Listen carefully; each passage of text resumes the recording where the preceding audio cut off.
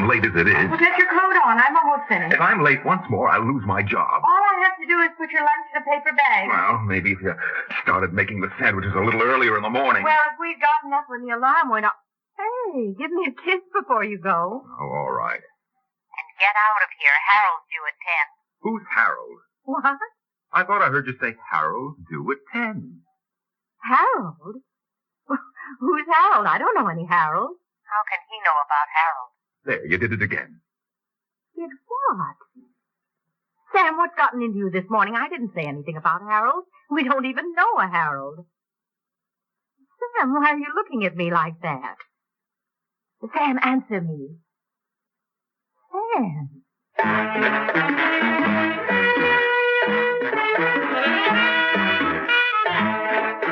Theater 5 presents The Man Who Heard Everything.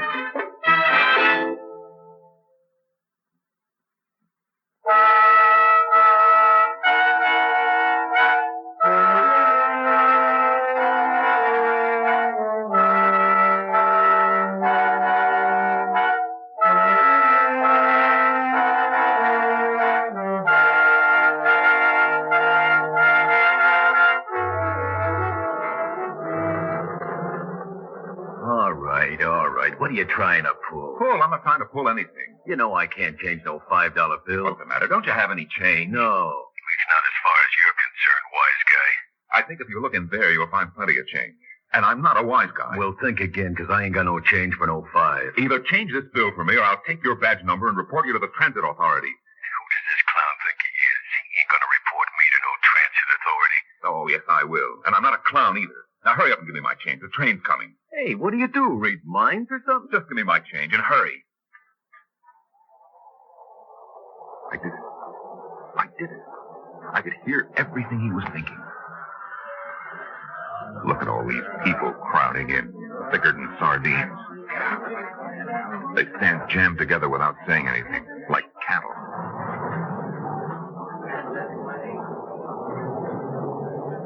But they aren't quiet.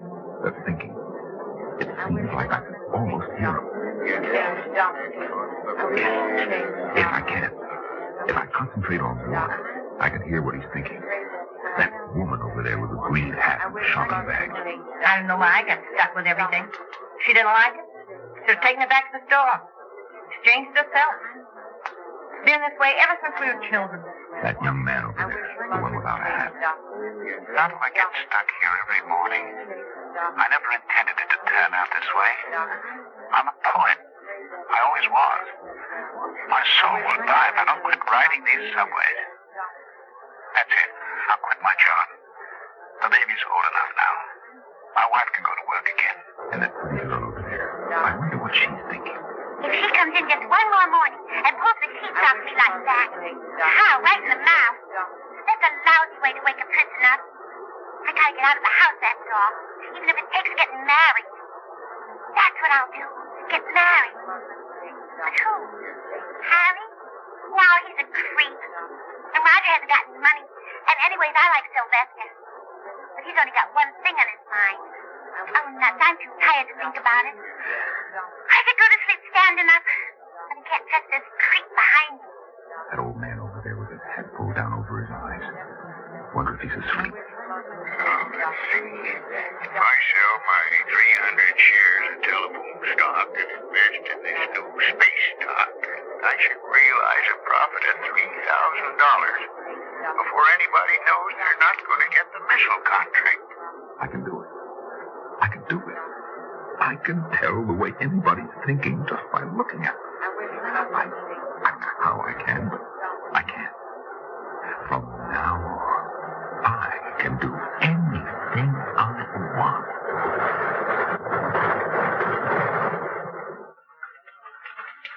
Good morning, Mr. Healy.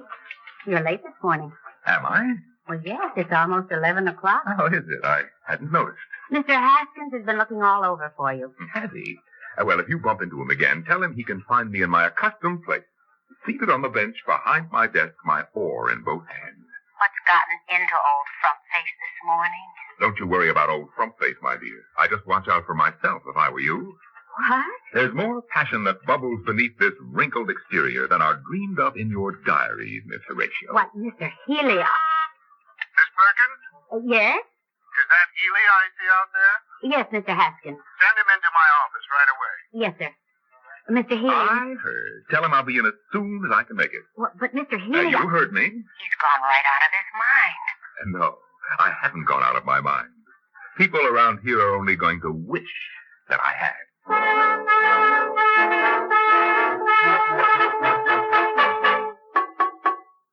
Just what is the meaning of all this, Healy? A meaning of what, Mr. Haskins? Coming to work at 11:15. Oh, is it 11:45 already? Well, it's more like 12:15 right now. It's taken you a full 20 minutes to get to my office. Where were you? Reading the paper. Reading the paper? Yes, I was going to come right over, but I noticed the headlines of the paper on my desk, and it occurred to me that I hadn't really sat down and enjoyed the paper in the morning for a long time. So I just did it. This man needs the fear of God thrown into him. Well, Well, what? you haven't given me any explanation as to where you were this morning at 9 o'clock. You are aware that we begin work at this office at 9. Oh, yes, sir. Well, Well, what? well, where were you? Oh, that. I was out walking. Out what? Out walking and listening to people talk. That's your only excuse? You were listening to people talk? It wasn't an excuse, sir. It was the reason. I can't actually fire him. He's too valuable to the operation to let go. Did you realize, sir, that at 10 o'clock outside this office, frequently the sun can be found shining? I'm aware of that, Healy. Are you aware that you haven't been in this office at 9 o'clock sharp one morning this week? Yes, I am, sir, and I regret it deeply. That's better. Fortunately, I'm willing to overlook it. Oh, don't do that. What? Well, I think I ought to be fired. Fired? I can't do that. What will Mr. Gately say? He already thinks my employee relationships are very bad. Well, now, Sam, firing a man is a little severe. Perhaps we can talk this over. No, I think it's gotten beyond that. After all, I have been late every day this week. On the contrary, Sam, I was thinking maybe the reason your interest has been lagging lately is because your salary hasn't been what it ought to be. Confidentially, I've been thinking of a little raise for you. Oh, a raise. How much? Well, let's see. He should have 10, but he'll settle for 5. I'll try 250 and see what he says. How does 250 sound to you? Sounds more like 5. All right, by George, since you insist. Plus 10, that would be $15. $15? What makes you think I'm going to give you or anybody else a $15 raise? Because I know something about you that nobody else knows. What? What do you know? You know nothing. Don't I? He can't know about the Thorenson account. Just let me mention 2 words. Foreign an account. How can you know that? Well, let's just say I know. But how? I juggle those books myself. The true books are in my safe at home. Or would you prefer to have me suggest to Mr. Gately that we go over the true books of that account, which are hidden in your safe at home? How do you know about my safe at home? Well, let's just say that I know about a great many things you keep hidden from the world, but I've been easy on you up until now. Now, about that raise. Do I get 15, or do we make it 20? No, 15 will be fine. Good. From now on forward, my checks to my home. I doubt if I'll be in from now on. Where are you going? Out. To enjoy myself a little, to see a little of the world. But I can't pay a man who isn't here. Oh, I'm sure you'll think of a way. Good day, Mr. Haskins.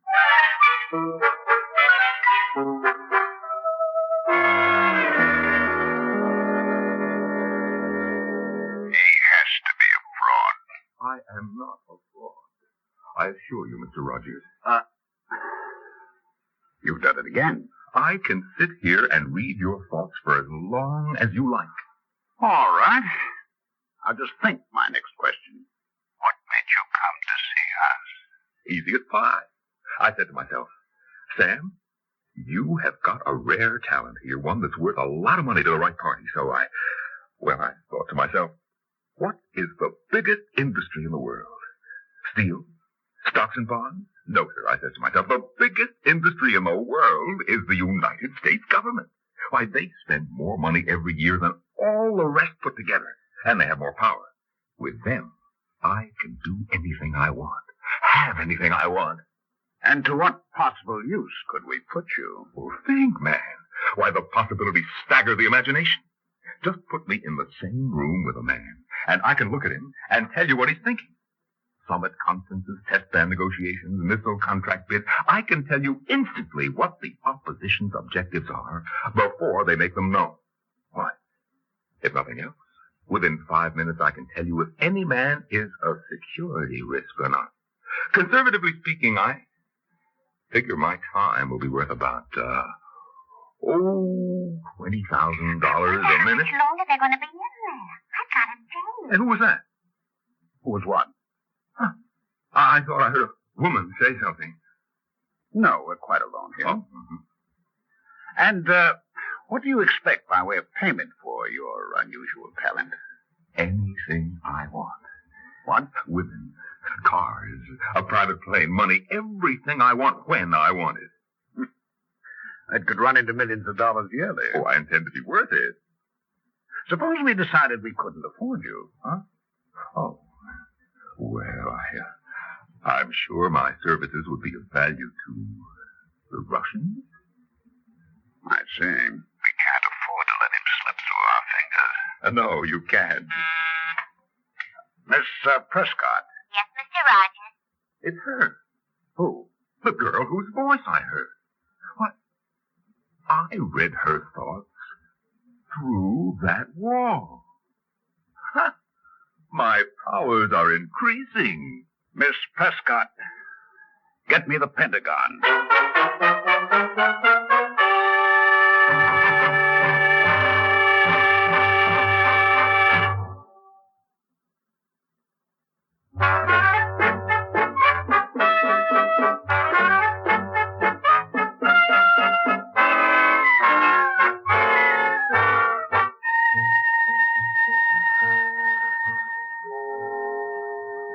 Sam, where do you want to have lunch?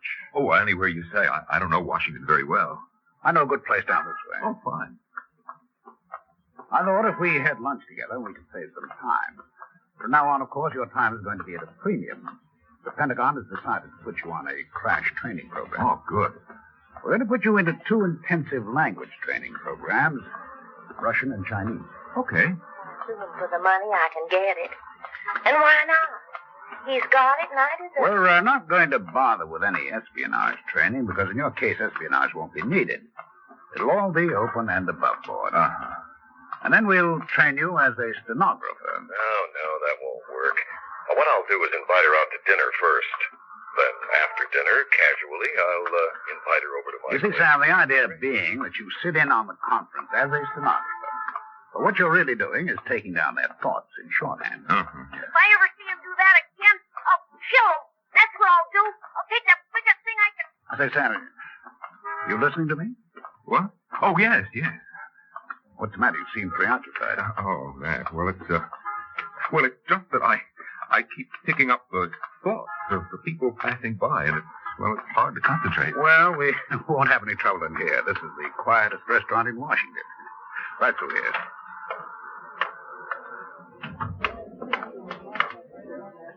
Can I help you, gentlemen? Neither one looks like a big tipper. Yes, a quiet table for 2, please. Right this way, please. I'll put them behind the planter. Nobody wants that table. I thought you said this was a quiet place. It is, Sam. The noise in here is so loud I can hardly think. I don't think it's me. What shall I have? That's the slippiest waitress I ever saw. Fish, that's what I'll have. Fish. Roast is overdone. Where did all the people come from? What people? There can't be more than 10 people in this room. Wonder what she does after work. Mother never liked cheese either. Why do they all have to talk at once? Who? The people in this room. They're shouting at me. Why doesn't somebody call a cop? Out of the way, you slut. Every bit got me anything from a birthday. Who likes to eat fish anyway? Nobody's that cool. I can't stand it anymore. Sam, what's the matter? I gotta get out of here. Sam, come back. It's driving me crazy. I gotta get out of here. Sam, come back here. Hello?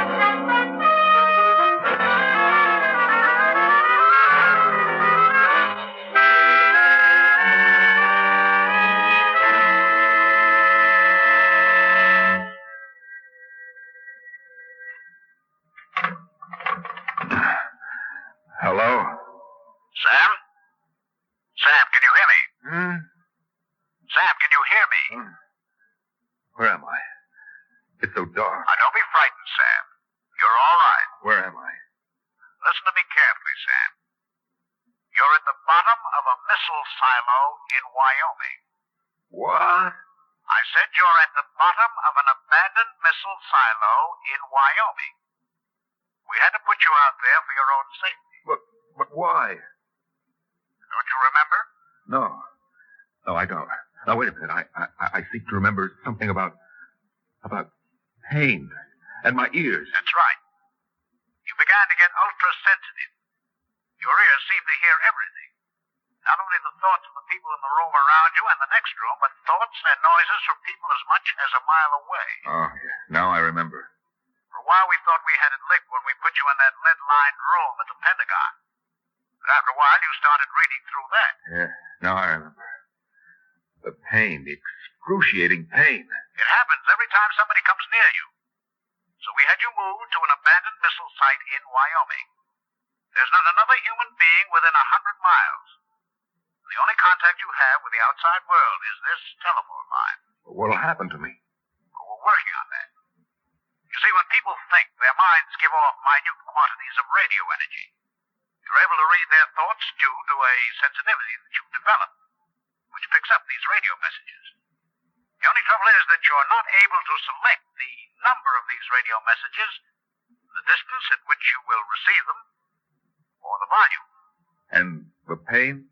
Well, the pain comes from the overstimulation of your auditory nerves. It's as if you were receiving radio broadcasts from all the stations in the world at once at full blast. But how long are you going to leave me here? Only as long as it takes to figure out a way to protect you from all these radio emissions. Or control the sensitivity? We're working on that. What if you can't control it? What happens if it gets worse and worse? Now, Sam, don't worry about that. We've got the top scientific talent in Washington working around the clock on this. You're very valuable to us. And in the meantime? In the meantime, just sit tight. Those missile centers are stocked with enough survival rations to keep you alive for months, even years, if necessary. Well, I didn't say that. Now, Sam, we should have you out of there in a couple of weeks, a month at the most. In the meantime, just relax. How do I turn the lights on? Well, they'll go on in an hour. They're programmed to put you on a day and night schedule, just like on the Earth's surface. Now, don't forget, if you need anything, just call me. This is a direct line to my phone in Washington. Okay? Okay. All right, I'm hanging up now, Sam. Remember, if you need anything, just give us a ring. Okay. Bye. Thanks, buddy. Thanks for all the help. Now, what do I do till the lights go on? Can't even look for food. Operator. Operator. What's that? Oh, I must have forgotten to hang the phone up. Operator. No, it's in the cradle. What number did you dial, please? Oh, that can't be. I dialed my mother in San Francisco. It's coming in over the phone. Dad, I bet you didn't expect to hear from me. Oh, no. No. Cell 300 here. Come home, Paul. Hello. Hello, operator. What happened to that order? Operator, help. Hello, Sam. Raining up here. Is it raining down there? Tear the phone out of the wall. That's what I'll do. Sam, is that you? Hello, Grandma. No, they're coming in over the wire. A little stub of wire. What am I going to do? We've been disconnected. Hello, Sam. My new dress. Sam, hello. That's what I told her. Hello, Sam. No. No, no. Please, God, help me. Please,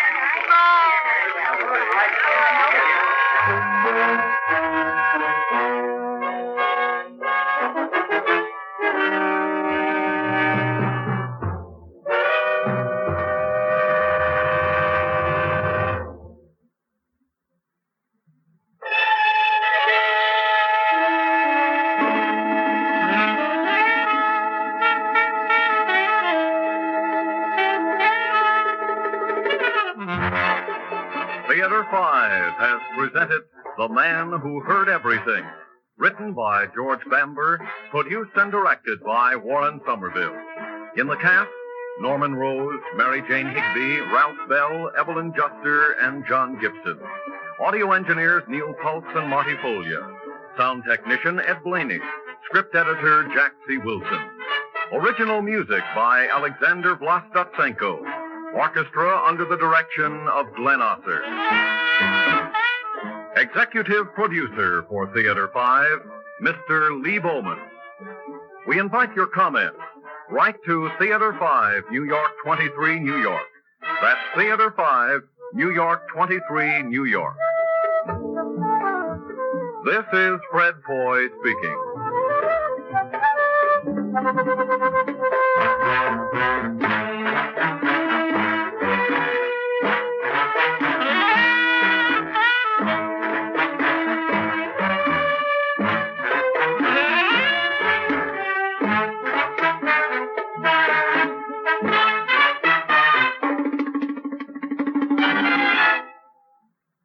This has been an ABC Radio Network production.